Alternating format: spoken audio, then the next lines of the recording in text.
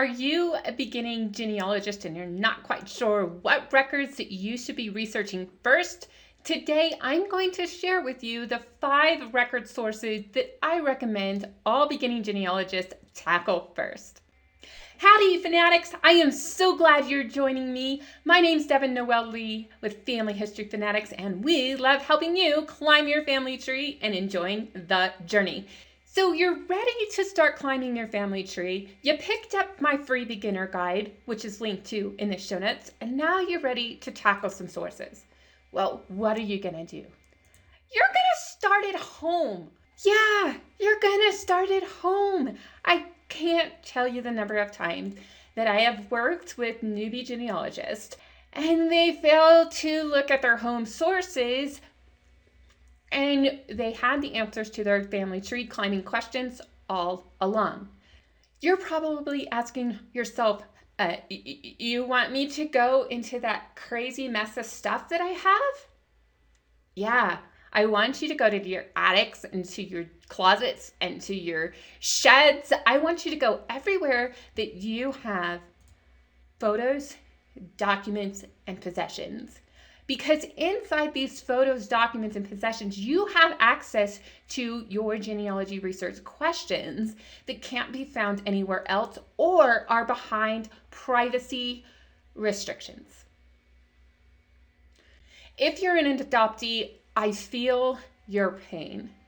You are going to have to actually use a little bit different strategy to tackle your biological family, but everything you see here is going to help you with your adopted family. And don't they deserve to be researched just as much as the people that gave you your DNA? Stay watching this video, and then when you're done, check out the link in the description for our adoptee research strategy. There's 3 videos in that series. You are going to find family history in files, but you're also going to have family history on display around your house.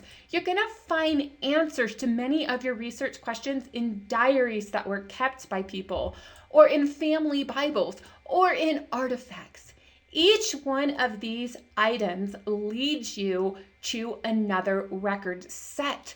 So please, please look around your home, get into boxes, and pull out the gems that tell you about your family history.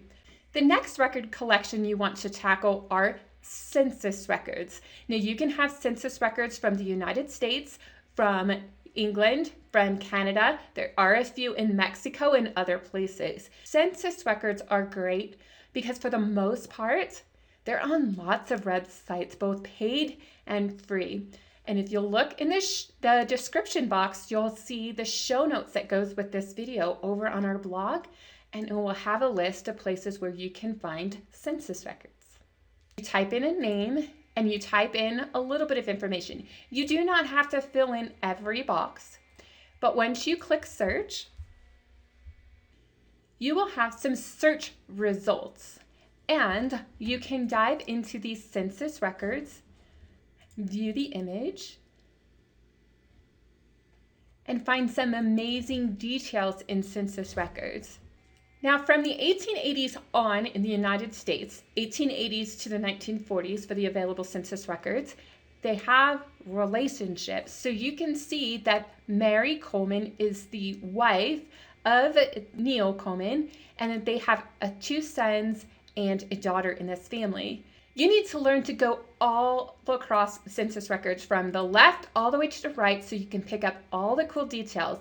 Every column has a fact that could be giving you more clues about your ancestors. Can they read? Can they write? Can they speak English? All of these details help you know about your ancestor. Now, there's a lot more to learn about census records, so be sure to check the link in the description to find more videos about census records here on this channel.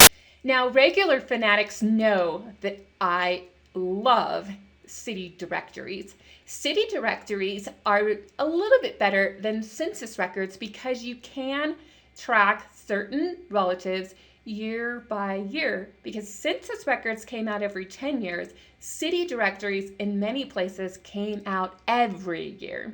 So let me show you what a city directory looks like.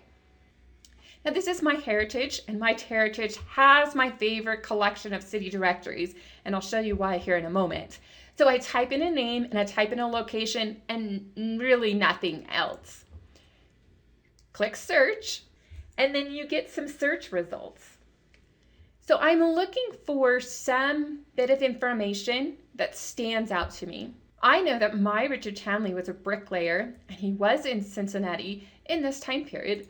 So we'll go ahead and click on the image, and we see what we call the index to the image. It tells us he was living there at 110 Bar Street. He was the homeowner, and he was a bricklayer.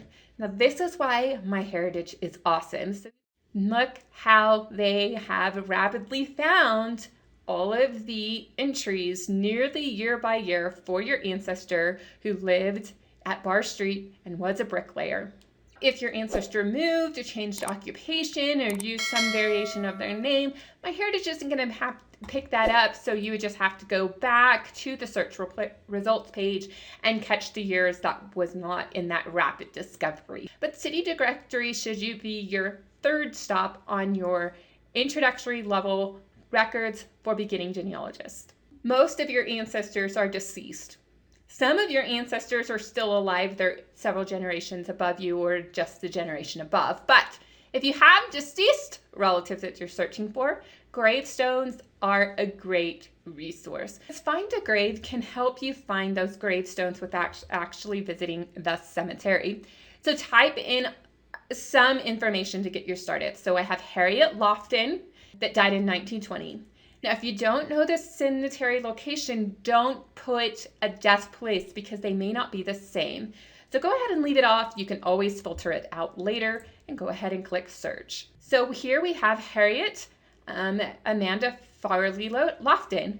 So I knew her married name was Lofton. Now I just picked up her maiden name, the surname of her parents. And now she's in the Prairie Cemetery. So I can go ahead and click on this. I've got the image, which is great because you can visit the cemetery without leaving your home. It's pretty neat. Then you have a death date and place. You have a burial location. And then some profiles have user submitted information that can also be very valuable to your research. What's also fantastic is when a profile has family members attached to it. So here we have parents, siblings, her spouse, and her children. Now be careful.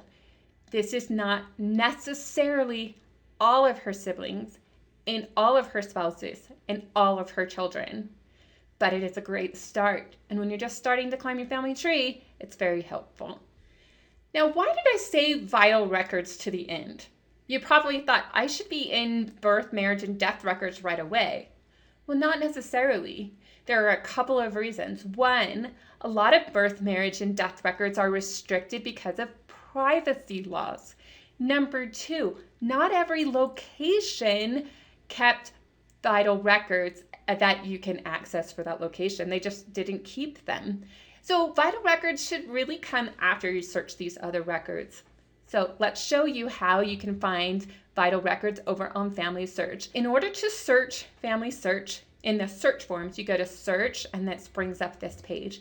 You don't have to put every bit of information into the search fields. I'm just going to start with Harry Howard Long.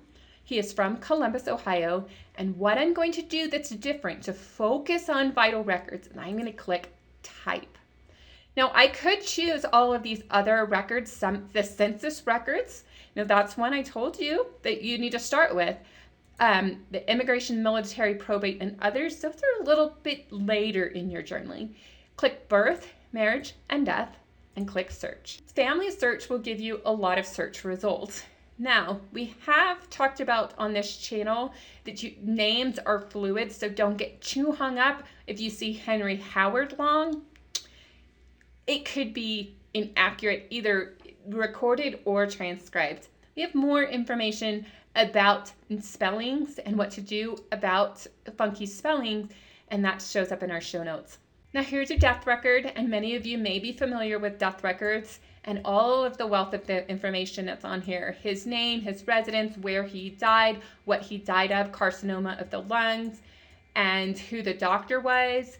We have where he was buried in Greenlawn Cemetery, who told the record keeper all of this biographical information. That's called the informant. We have that person. Names of the parents, as well as where they were born. There are so many great details here in vital records. But the further back in time you go, the less information that are on vital records. So depending on time and place, when you're researching your relatives, depends on how much information you may have at your fingertips. So dive into those entry-level genealogy records. Recognize some locations, some countries have different entry-level records. So if you are researching in a non-US specific place and you have different suggestions, let us all know in the comments where you would start. If you would like to continue your beginning genealogy education journey, check out this playlist up here. And if you're ready for our latest video, which you never know what we're going to talk about, check out this video right here.